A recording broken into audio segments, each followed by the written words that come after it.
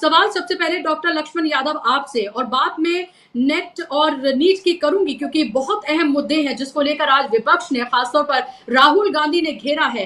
लेकिन उससे पहले मेरा सवाल, तीन सहयोगी दल जिनकी बैसाखियों पर ये सरकार पूरी तरीके से टिकी हुई है, भले ही हेडलाइंस मैनेजमेंट का पूरा खेल किया जा रहा है कि ऑल इज वेल, सब कुछ ठीक है, सब कुछ ठीक चल रहा है, बिल्कुल पहले जैसा है जैसे 14 और 19 में था। लेकिन ये पता है कि नरेंद्र मोदी कितने नर्वस हैं, कितने घबराए हुए हैं, और वो घबराहट साफ तौर पर अलग अलग तरीके से सामने निकल कर आ रही है। लेकिन ये जो चेतावनी तीनों दलों की तरफ से दिए जा रही है आने वाले असेंबली इलेक्शन को लेकर या फिर लोकसभा स्पीकर के चुनाव को लेकर, इसको आप कैसे देखते हैं? बहुत शुक्रिया बुशरा जी। और ये बात बिल्कुल ठीक है कि जब हम लोग अभी चूंकि राजनीतिक मसले पर बात कर रहे हैं, लेकिन इतना बड़ा सवाल पेपर लीक का है, अखबारों में कतरन थी और यूपी इलेक्शन में ये स्लोगन गांव गांव भी खूब चला था कि जो सरकार वीक है उसके सारे पेपर लीक हैं। तो ये जो पेपर लीक है ये कोई सामान्य घटना नहीं है। आज आज अचानक मेरे साथ एक वाकया हुआ।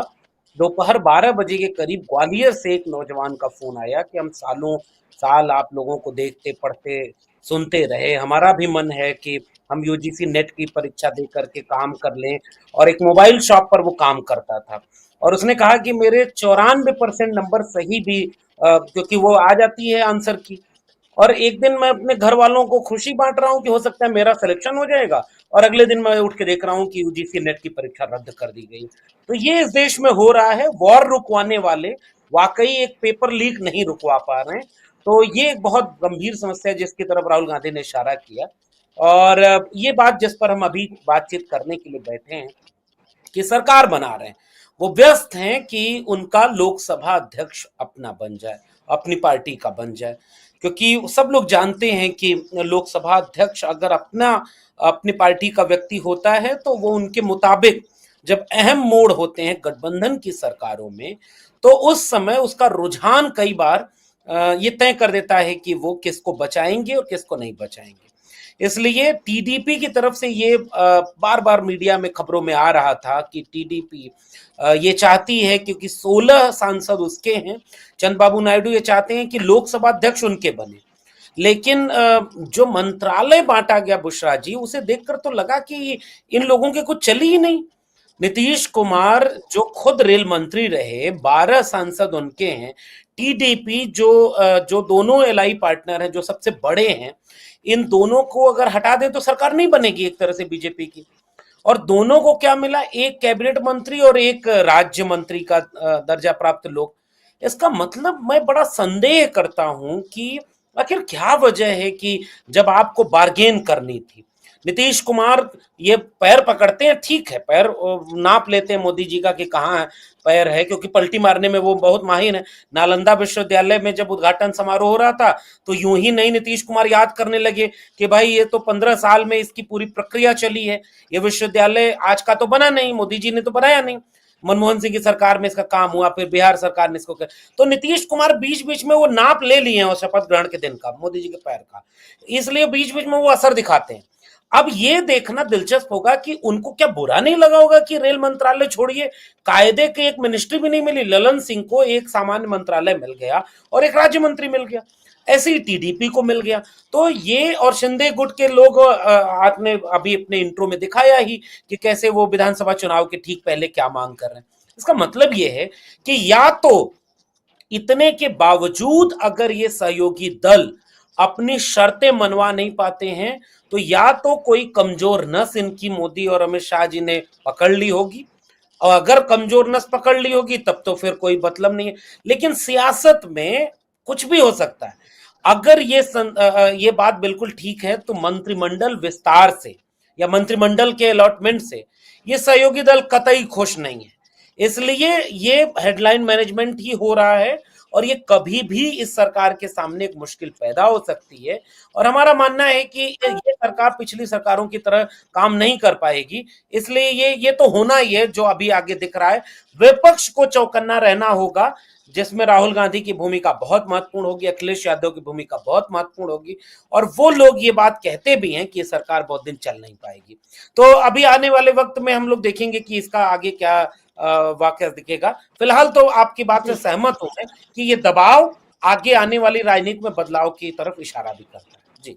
ऐसे वक्त में डॉक्टर लक्ष्मण यादव की जब इन सहयोगी दलों के पास दूसरा एक मजबूत ऑप्शन मौजूद है, इंडिया गठबंधन उनके साथ है, और जब बात स्पीकर पद की आती है, साफ तौर पर इंडिया गठबंधन की तरफ से कहा गया है कि अगर टीडीपी अपना कोई कैंडिडेट लेकर आती है तो हम उसको सपोर्ट करेंगे, और ये भी कह दिया गया है कि डेप्यूटी स्पीकर बनाया जाए विपक्ष का, जिसको लेकर अभी तक भारतीय जनता पार्टी की तरफ से कुछ भी नहीं कहा गया है। ये तमाम चीजें, विपक्ष का बनता प्रेशर और उसके साथ साथ जो उनके सहयोगी दल है उनकी तरफ से जो मांगे की जा रही हैं, एक ऐसे नेता के सामने जिनको जी हुजूरी करवाने की आदत रही हो, जिनको लोगों को सिर्फ अपने आगे झुकाने की आदत रही हो, जिनको सिर्फ ऑर्डर पास करने की आदत रही हो, ऑर्डर लेने की आदत ना रही हो, ऐसे में आपको क्या लग रहा है कि कितने दिन तक और किस तरह से इस सरकार को चलते हुए आप देख रहे हैं, और अगर चलती है तो कितने मजबूत नजर आने वाले हैं फिर नरेंद्र मोदी? जी बुशरा जी, ये सवाल चूंकि आपका बहुत महत्वपूर्ण है, लेकिन मैं कोई अगर बाबा होता तो एक पर्ची बना देता कि इतने तारीख को इतने बजे ये सरकार गिरेगी, लेकिन ऐसा होता नहीं। राजनीति और व्यवहारिक जीवन की हकीकत बहुत मुख्तलिफ होती है।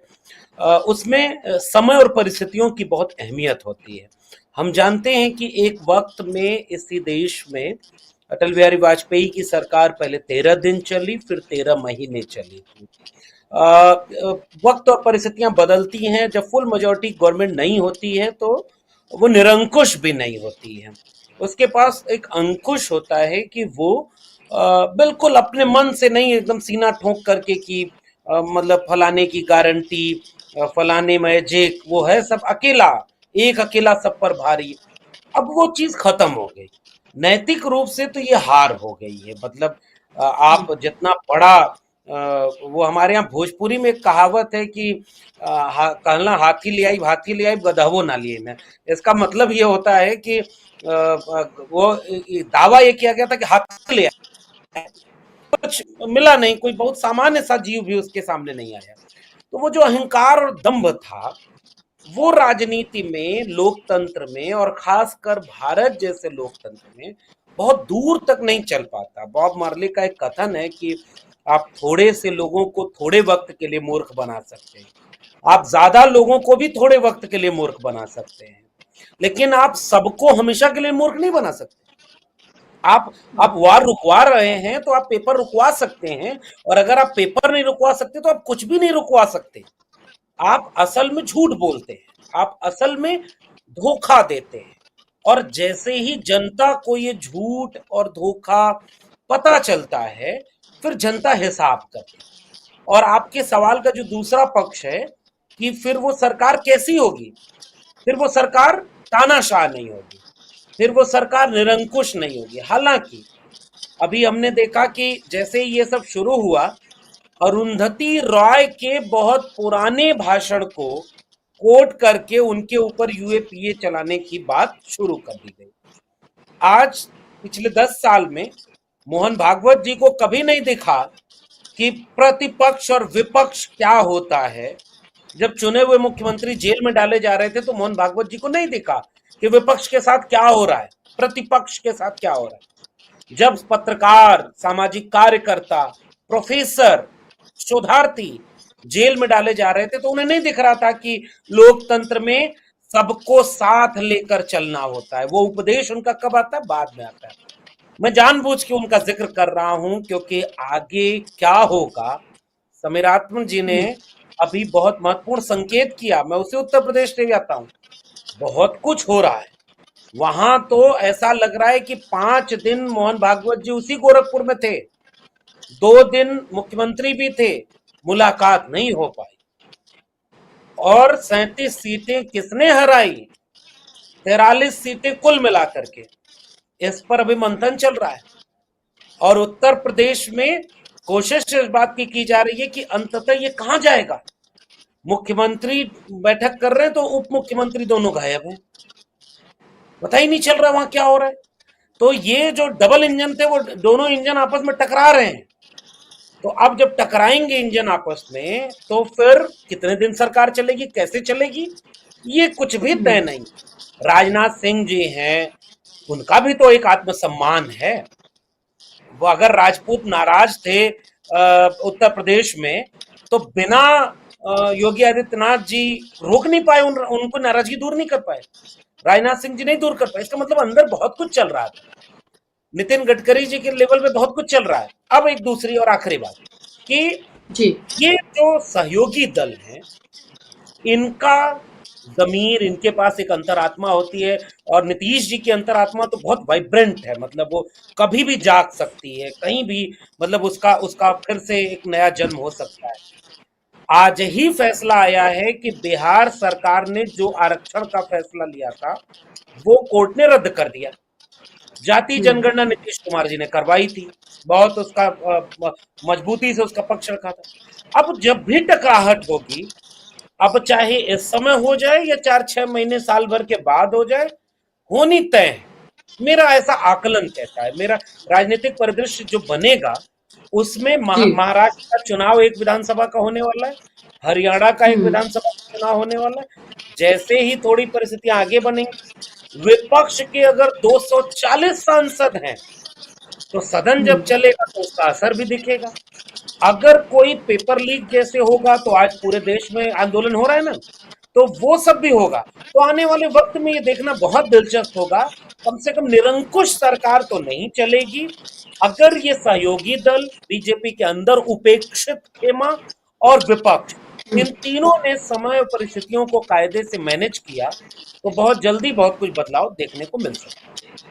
लोकसभा में आने वाली तस्वीर को डॉक्टर लक्ष्मण यादव आप किस तरह से आंक रहे हैं, किस तरह से देख रहे हैं? इससे पहले हमने देखा कि जब जब विपक्ष ने मजबूर किया नरेंद्र मोदी को किसी चीज पर, किसी मुद्दे पर जवाब देने के लिए, वो विपक्ष का उपहास ही उड़ाते हुए नजर आए, वो मजाक उड़ाते हुए नजर आए और उल्टा उन्हीं को ही कटघरे में खड़ा करते हुए नजर आए। लेकिन अब ऐसा वो कुछ कर नहीं सकते हैं, या आपको लगता है कि अब तक जितने दिन आपने देखे हैं जब से उन्होंने ओथ लिया और अब तक वो वही करते हुए नजर आ रहे हैं जो जो पिछला उनका पूरा रवैया रहा है? या अब आपको लग रहा है कि 24 जून के बाद से तस्वीर बिल्कुल अलग नजर आएगी, क्योंकि 24 जून के बाद लोकसभा स्पीकर का चयन होना है और फिर उसके बाद फ्लोर टेस्ट होना है। अगर लोकसभा स्पीकर के चयन में कोई खेल करती है बीजेपी और मनमानी करती है, तो क्या आपको लगता है कि फ्लोर टेस्ट में कुछ बड़ा हो सकता है?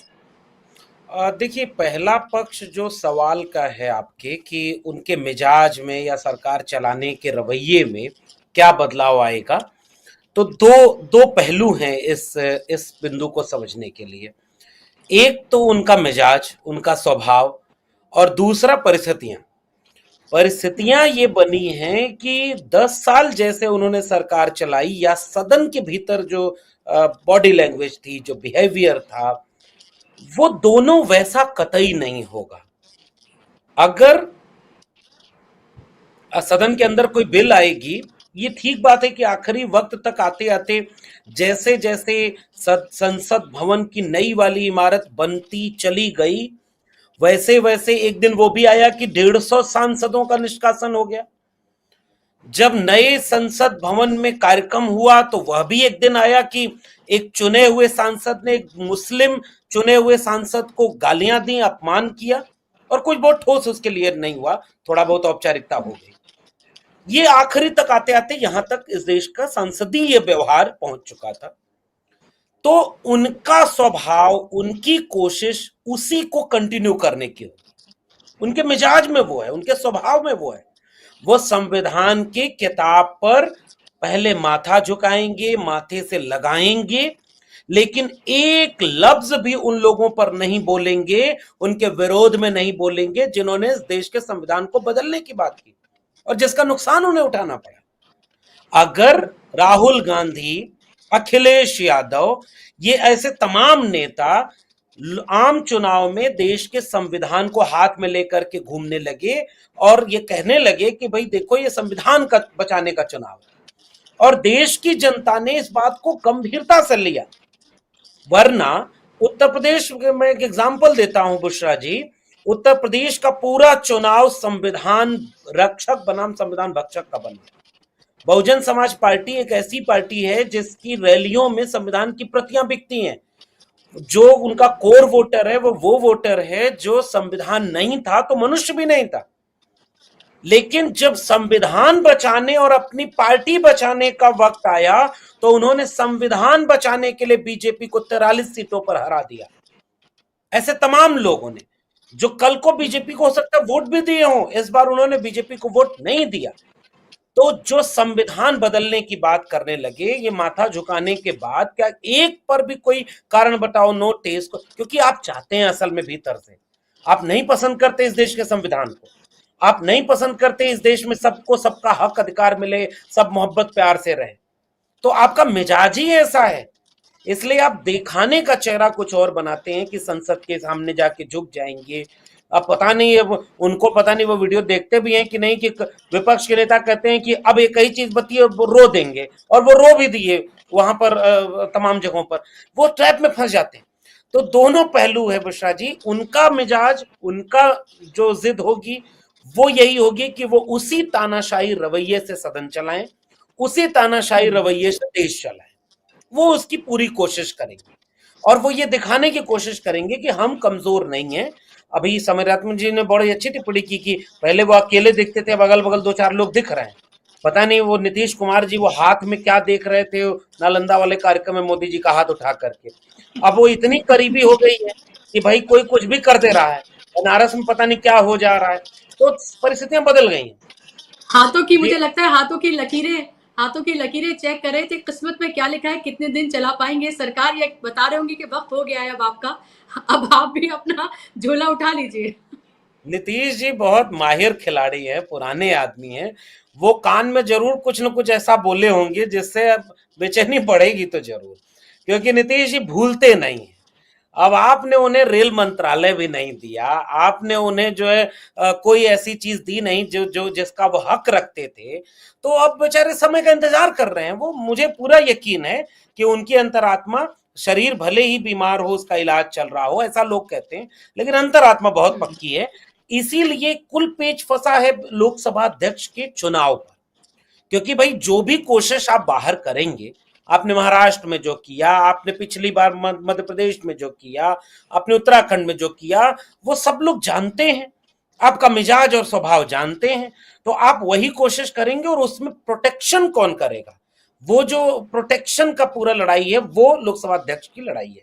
अब इसलिए ये सदन के भीतर, लेकिन दूसरा पक्ष, अब परिस्थितियां वैसी नहीं रही हैं कि जो वो चाहेंगे वही वो होगा। अब परिस्थितियां बदल गई हैं, भले ही अब देखिए अंदर खाने, पिछली बार मैं जो बात कह रहा था कि उनके राष्ट्रीय अध्यक्ष कह रहे हैं हमको आरएसएस की जरूरत नहीं है, आरएसएस कह रहा है कि भाई देश में चुनाव की तरह लड़ा जाना चाहिए, अहंकार बहुत बुरी चीज होती है, यहां तक बात आ गई है। तो परिस्थितियां तो बदल गई ना, कौन है अहंकार करने वाला, कौन है जिसे मणिपुर को वरीयता पर रखना चाहिए था, मणिपुर को उसने वरीयता पर नहीं, कौन है वो। और आरएसएस प्रमुख तो कम से कम इतने ताकतवर व्यक्ति हैं, जेड प्लस सुरक्षा में चलते हैं, दुनिया का सबसे बड़ा संगठन चलाते हैं, इसका मतलब वहां ठीक नहीं है। तो जब वहां ठीक नहीं है और इधर तो विपक्ष देखिए मजबूत हो चुका है, 37 सांसद सपा के हैं, 99 पहुंच गए हैं कांग्रेस के, अगर और टीडीपी, ये ममता बनर्जी, उसके बाद डीएमके, ये लोग क्या करेंगे, ये लोग क्या इंतजार करेंगे कि आपने चूंकि 5 साल आपको सरकार चलानी है, ये भी राजनीति करेंगे। और राजनीति का तकाजा ये होता है कि अंदर कभी भी कोई भी बदलाव आ सकता है, कम से कम सदन अब उतने निरंकुश तरीके से तो नहीं चलाया जा सकेगा। जनता के जब मुद्दे आएंगे तो विपक्ष पूरी ताकत के साथ लोकतांत्रिक संस्थान के भीतर जनता के मुद्दों को, जब चुनाव में विपक्ष नहीं छोड़ा। बुशरा जी एक आखिरी बात, चुनाव लड़ा गया तो पहले चरण से 7वें चरण तक जाते जाते प्रधानमंत्री जी की भाषा पर किसी विश्वविद्यालय में पीएचडी होनी चाहिए, पता नहीं वो हो पाएगी कि नहीं, क्योंकि उन लोगों के ऊपर तो बहुत कुछ पीएचडी हो रही है, लेकिन जरा इस पर पीएचडी हो कि दुनिया के सबसे पुराने लोकतंत्र में सबसे बड़े ओहदे पर बैठा एक शख्स जब अपने जीवन का इतना महत्वपूर्ण चुनाव लड़ रहा था तो उसके मुद्दे क्या थे, क्या भाषा थी। और उस वक्त भी विपक्ष के नेताओं, और खासकर मैं 2 लोगों का केवल एग्जांपल देता हूं, राहुल गांधी और अखिलेश यादव, एक लफ्ज भी उनके ट्रैप में नहीं आए, जनता के मुद्दे पर अपने सवाल उठाते रहे। यही पेपर लीक, यही अग्निवीर, यही जो है किसानों का कर्जा, यही किसानों का आंदोलन। तो जब वो विपक्ष के लोग अपने मुद्दे पर लड़ते रहे तो मोदी जी सफाई देते रहे, अमित शाह जी सफाई देते रहे। तो जब अब उन्हें मौका मिला है तो सदन में जनता के मुद्दों को तो वो और मजबूती से उठाएंगे। तो फिर सदन का दृश्य तो वही नहीं होगा, सदन के भीतर की परिस्थितियां वही नहीं होंगी। तो आगे बहुत कुछ बदलाव हम्म। देखने को मिलेगा। और मैं उम्मीद करता हूं कि लोकतांत्रिक मूल्य मजबूत होंगे, विपक्ष मजबूत होने के नाते। और आगे क्या परिस्थितियां बनेंगी ये देखने का है। लेकिन आखिर में फिर से मैं स्पष्ट कर दूं, उनका मिजाज यही है, वो तानाशाही रवैये से ही देश चलाना चाहते हैं। हर आदमी में होते हैं 10-20 आदमी, जिसको भी देखना हो कई बार देखना। तो मोदी जी यही चाहेंगे कि पूर्ण बहुमत की सरकार वो गुजरात में चलाए, पूर्ण बहुमत की सरकार वो दिल्ली में 10 साल चलाए। उनको आदत नहीं है ये गठबंधन की सरकार वरकार चलाने का, और न उनके मिजाज हम्म। में मेल खाता है। शेर भाई अकेला होता है। अब ये अगल बगल लोग धक्का मुक्की जब लगेगी तो थोड़ा बेचैनी तो बढ़ेगी। मेरा आकलन तो यही कहता है जी।